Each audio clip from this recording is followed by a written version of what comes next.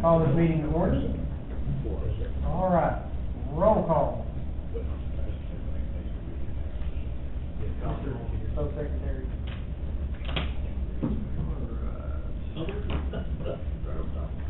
Ms. Ramsey?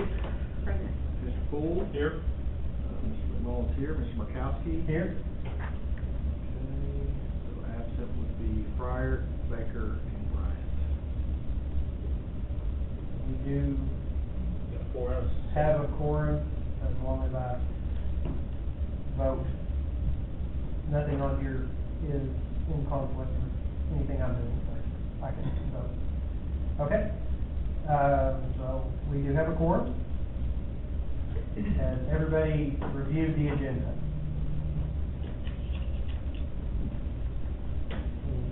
Any changes? I have a motion to approve the agenda. Motion to approve. Second. All in favor? Aye. And next to the approval of minutes, has everybody had a chance to review the minutes from last meeting? Did you notice any changes?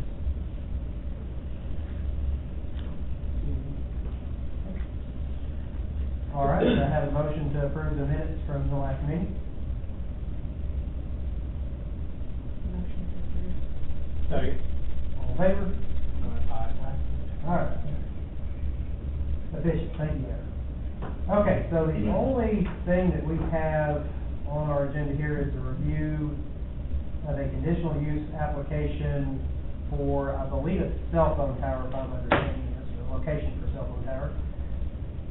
So I assume we have somebody here to, Yes, this is an official public hearing. okay.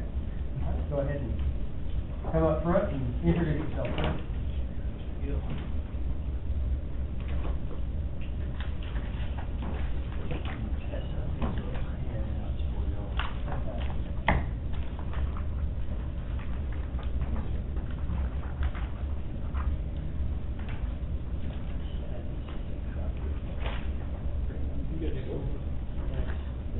This one does not have a back sheet with it.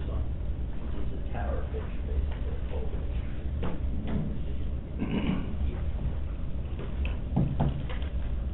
My name is Tracy Gill. I'm a consultant I work from my home in Maumelle, where I sit as a planning commissioner actually as well, so I'm kind of familiar with you guys on that side of the table. I've done work with wireless phone providers since the early 90s, and more of our work nowadays is with what we call tower companies, where the phone companies contract out with a tower company to essentially do all the due diligence and the capital expenditures of building an antenna site. The phone company comes and just hangs their antennas on it and leases space on the pole. Okay. So, in this case, colleges, hospitals, high school campuses, large employers, we have a mass dense group of people, but those groups of people as a whole are very high users of wireless infrastructure. So college campuses, super high. Consequently, in Batesville, or areas like this, from a radio standpoint, they just suck up the radio signals. So the areas on campus or near campus may have a lesser quality of the radio signal strength. So in this case, Verizon has contracted with a company called the Towers, LLC, and they're the ones here building this site. So Verizon gives us some parameters up front, and then they send a person like me out to identify property owners and the zoning requirements and so forth, and we zero in on a specific location. In this case, it was right there in the campus, right in the middle of campus. The reason for that is they're trying to get an antenna site that will shoot a signal in all directions right in the middle of the densest area in this case, which would be the campus. The radio signal, however, doesn't stop right at the edge of campus, so it'll kind of permeate out. They design the height and the power of the antennas, the direction of the antennas and everything, so that they'll hand off the radio traffic to the next tower, if you're driving through town, if you're sitting at home watching TV, or if you're at your business, running your business on wireless signals, if you're at the campus, faculty, staff, or students, any of them, it's kind of all the same. With the new site right there on campus, it will take all that existing traffic that the campus and the immediate area around it are drawing. It'll pull that traffic off of the existing towers. So it not only will it enhance the radio signal in the area of the campus, it'll also provide extra capacity because it offloads all those users from the existing sites. So they're just enhancing their infrastructure. Again, the Towers is doing this for Verizon. The Towers doesn't build speculative towers. Some companies will have somebody like myself go out and they're speculating, kind of like, hey, if we build it, they will come. Well, that may be good for their business model. Typically, the city doesn't want that because they don't want towers anymore and they have to have them. So fortunately, actually, I've never worked for a company that does that. So if I'm sitting here, it's because the company has said, or one of the wireless providers has said, hey, we need a site in this area. I thought Jeremiah Sherman was going to come from the school, but he's the gentleman that I've been working with for quite some time to get all this approved to the school. The Towers has signed a lease with the school, or the college, for this space, and the college has told me, Jeremiah has told me that T-Mobile had come to the college a while back, a few years back, and discussed the site, but ultimately, apparently, their capital wasn't set up to spend the money, so they pulled back. What we see typically, especially again around college, where once there's a structure there, it's a whole lot easier for the other carriers to say, yep, we'll jump on there too. And that's where the Towers kind of works. So they'll build the structure, they'll initially lease space on the structure to Verizon. Probably at some point, AT&T and T-Mobile will come along and hang antennas up there as well, so it'll improve all those networks. I can't speak for those other companies because they're not here and now. As far as Batesville, your ordinance number 2010-10-03, section 14.05.09 deals with wireless communication tower structures. This is an allowed use. This land is zoned residential 1. It's an allowed use in residential 1, subject to the conditional use, which we're requesting tonight. This site, as it's designed, meets all the criteria that's laid out, bam, bam, bam, bam, which I tried to address all those items pretty much going through that application letter. With the exception, and I want to point out, item number K asks for a vegetation buffer. Typically what we would see that to mean is, in this case, we're leasing a 60-foot by 60-foot square. They will fence in what we call compound area, 55 feet by 55 feet. Part of our negotiation and discussion with the college is they prefer to have this where this campus security can see right through the site. So they've elected and agreed to put in an 8-foot chain link, a black vinyl covered chain link fence with no barbed wire on it, just for the security or safety of students where people can see right through the site. From a vegetation buffer standpoint, typically we would see that, and that's real common. And then, gosh, I think every ordinance that I've ever dealt with, there is an allowance for an exception to that if there's existing vegetation. In this case, the site on the cover sheet there, we're just kind of to the west of the southwest corner of the gymnasium. There's a huge grove of pine trees there, tall standing pine trees. It has a ropes course kind of running through the pine trees. We're kind of down in that southeast corner. They will end up taking a few trees out. You're seeing from the aerial photo there, the foliage from the pine trees. I believe there's 3 or 4 that they'll end up removing to build that site there. From any of the houses that are closest are over on 23rd Street, both on the east and west side. In fact, one of the neighbors, Dr. Jackson, had said she lives up there in a couple, 2 or 3 houses down from college. So hers and the neighbors to the south of her would be what I'd call the closest. Fortunately, because you got the tall stand of trees there, especially from those homes, with the angle looking up through the trees, the pole's only 150 feet tall, so it's not likely you even see it. You'll see it a little bit more from a distance away, looking across the horizon more. This site is planned to have a 150-foot monopole, which is just a big steel pole. It's a hollow galvanized steel pole. It'll be a little bit shiny at first, and then it'll dullen out over time. It'll have a 8-foot black chain link fence in a 55 by 55 foot compound area. Inside that will be all gravel. There will be no vegetation around it other than the existing. So to the north and the west, you've got all those heavy dense trees, and then to the east, you've got the gymnasium. So nobody from the other side of campus looking towards the west will see it. And then going to the south, it's 1,230 feet approximately to Case Drive, Case Road down there. So you're looking across the ball fields and everything up through there. And again, that was primarily, again, left so that they're not creating an obstruction where a lot of college campuses like security people just to be able to see right through.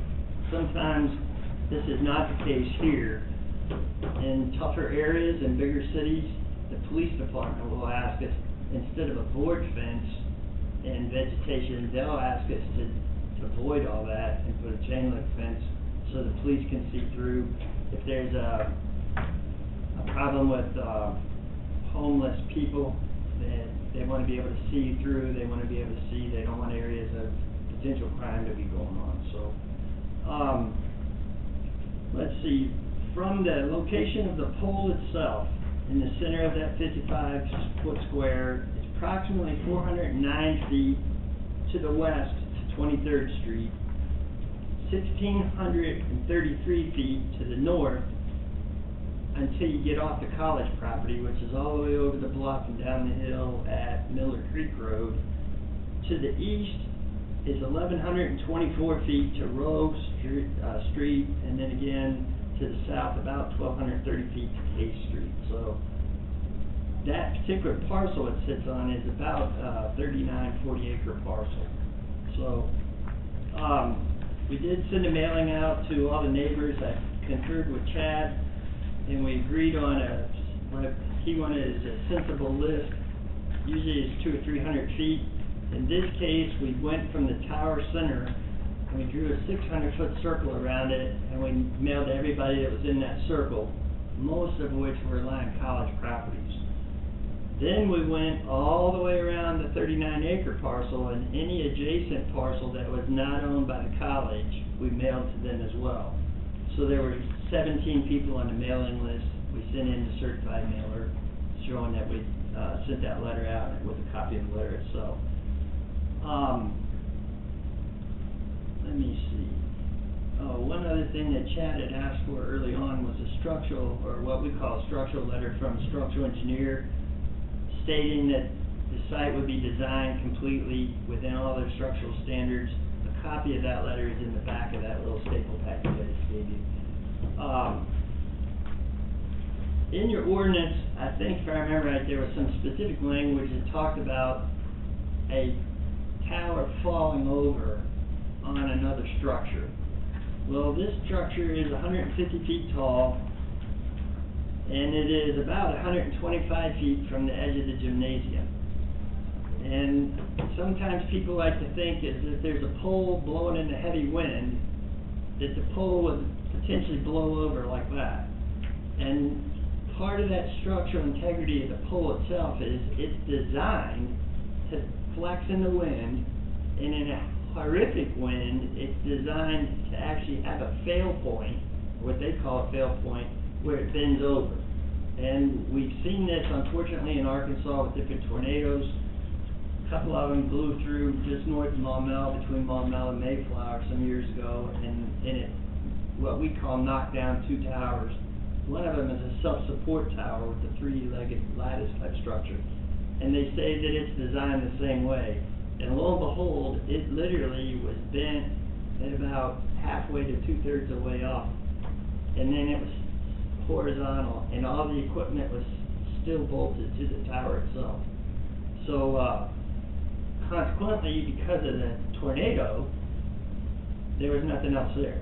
All the trees had been splintered and removed, all of the structures that were above ground had all been blown down and blown away, and the only things that were there standing still was a bent tower. So, what I'm saying with all that is, the pole, even in a tornado, or a straight line wind, wouldn't fall over onto the gymnasium, or it certainly wouldn't fall anywhere. It's designed, it'll have a, what I call a crinkle point, you kind of bend over.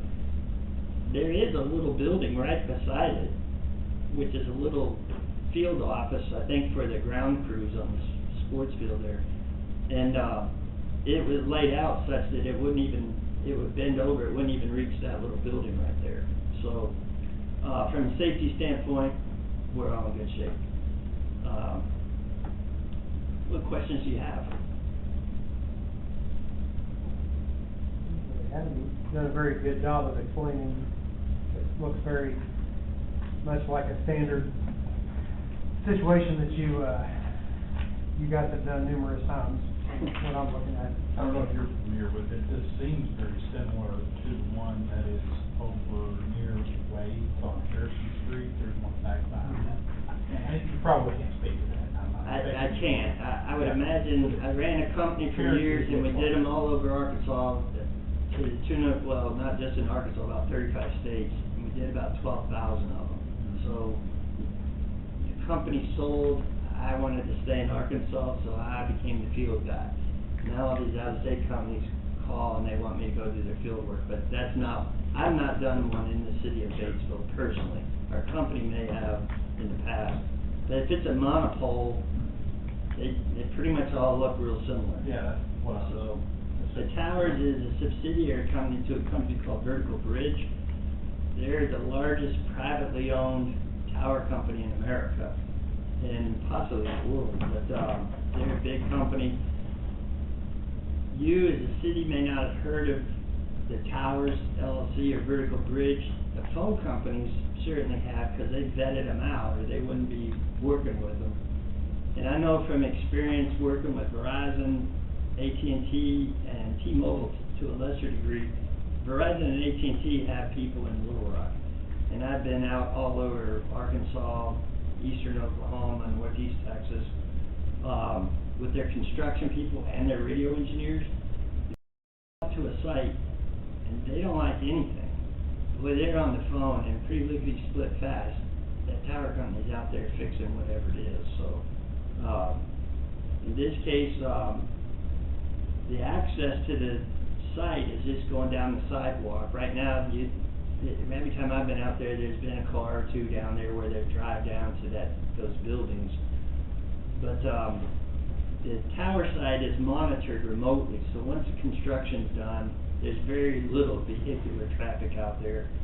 But they do have an access easement coming up that sidewalk, and the utilities running to the site will be underground, more or less falling along the side of that sidewalk. So the campus, or the college didn't want any overhead utilities, they've got everything underground now, and certainly that'll be maintained.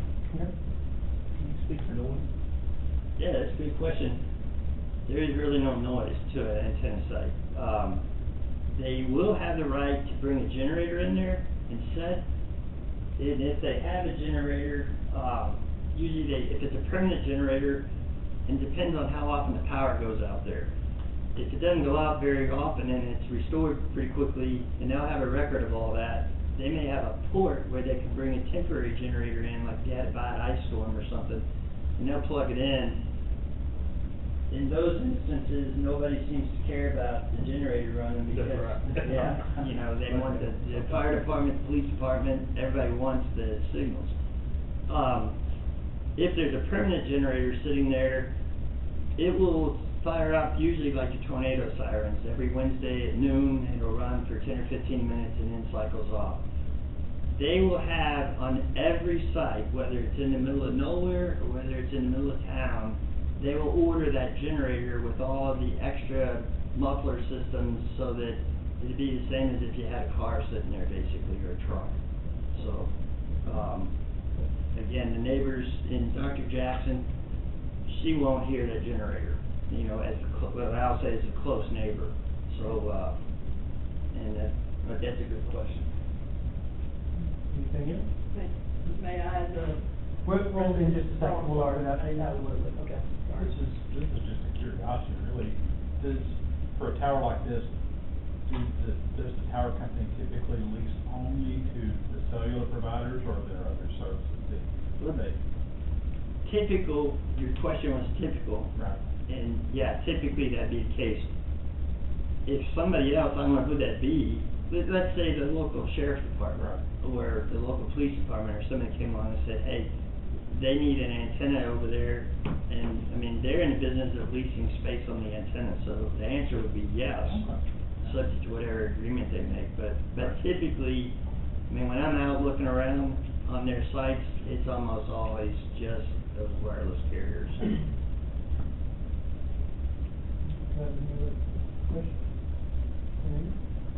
Thank you, sir.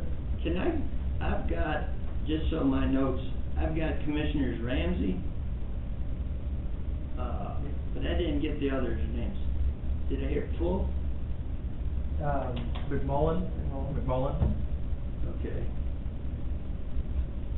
So Ramsey, Mullen, and who were the other two? Pool. Poole. Oh, I'm sorry, that's it. Pool? Okay. And Mark Allen. MARKOW at CAF.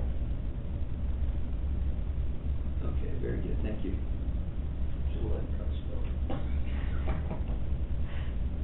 All right, thank you very much, sir. Okay.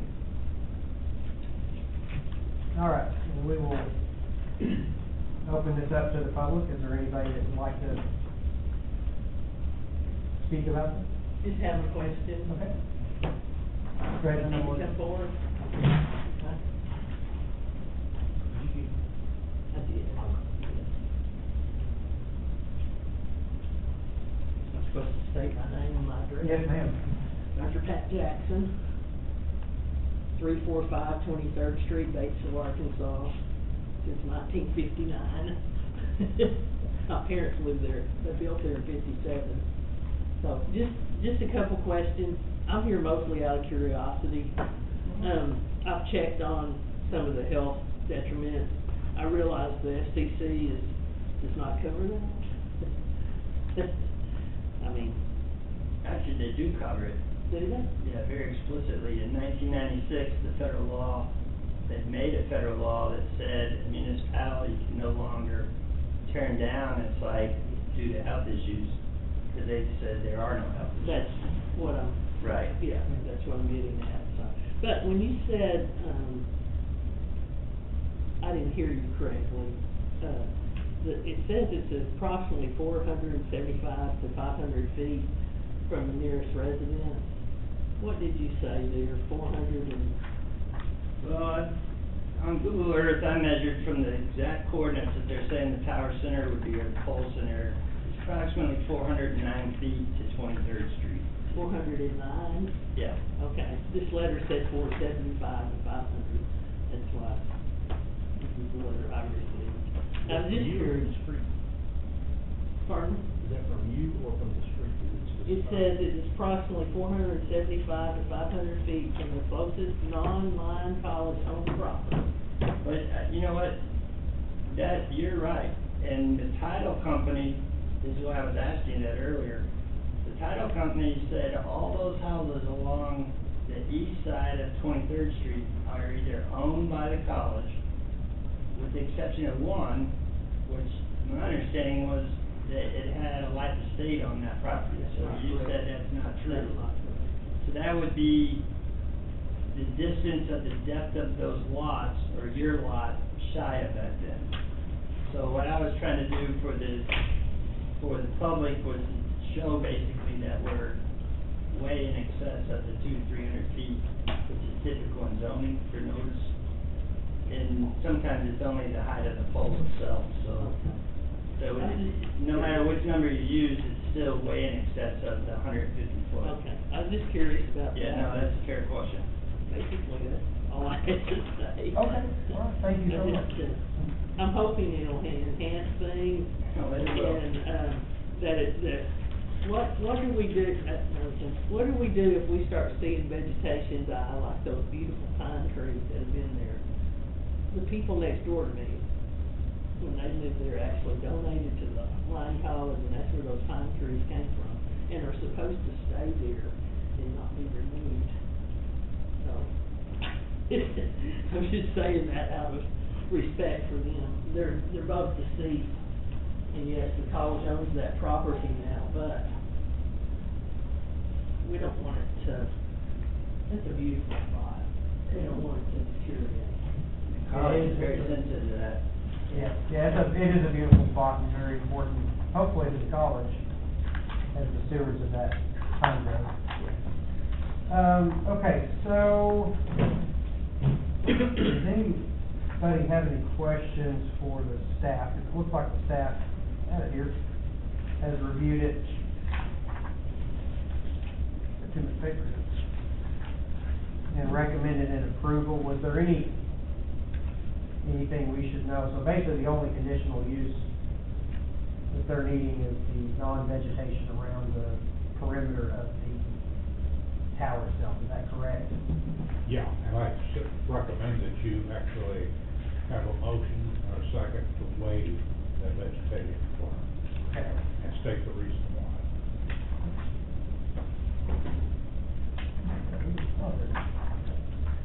Is there any other questions by any of the commissioners for the staff? All right, is anybody going to make a motion as to what Rob said as far as the conditional use permit? I move that we waive the vegetation requirement, for the stated purpose of security as requested by Line College and presumably their security staff to enhance visibility for security reasons. How, that, yes. Do I have a second? Is there any discussion? All in favor? Aye. I need to vote as well, so let's make it for him, I vote aye. Motion passed. Thank you. Thank you, sir. Now you need a motion to approve conditional use as with the waiver. And there's, I think, 4 or 5 conditions that have to be met. And there was a short brief statement about each one, and my opinion for the minutes should reflect that it meets those requirements. I want you to say, as recommended by staff. Okay, so that's gonna be on item 1, where it talks about the fall zone. The use in the fall zone of the 150-foot tall tower are entirely on the property of Line College. The traffic generated is only anticipated for occasional maintenance. The other performance characteristics of the proposed use are compatible with those of other uses in the neighborhood or vicinity. The comment was, use should be considered supportive in as much as it should improve the quality of wireless communication in an extended area. Item 5 was the adequate buffering devices such as fencing and landscaping, and we have addressed that as the request of the landowner itself. Number 6 is the other uses in the vicinity of the proposed site are such as to permit the proposed use to function effectively. There's no conflict between this inactive use and nearby uses. And finally, the proposed use complies with the performance standards, parking requirements, and other applicable provisions. The facility complies or will comply with all city regulations prior to requesting a construction permit.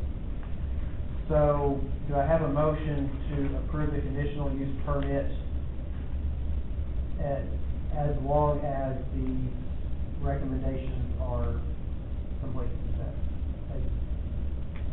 So moved. Second? Any opposition?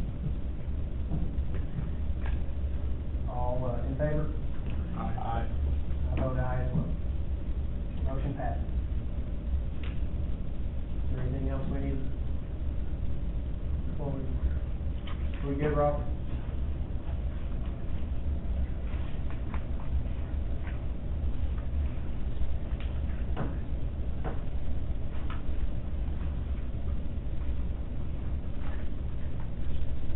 I think we're good. I'm gonna say we're good. Okay, let's go to the next, item.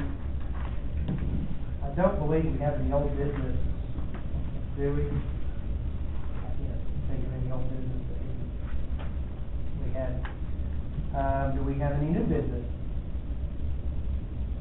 Think there was anything added? That, I have a motion to adjourn. Motion to adjourn. Second.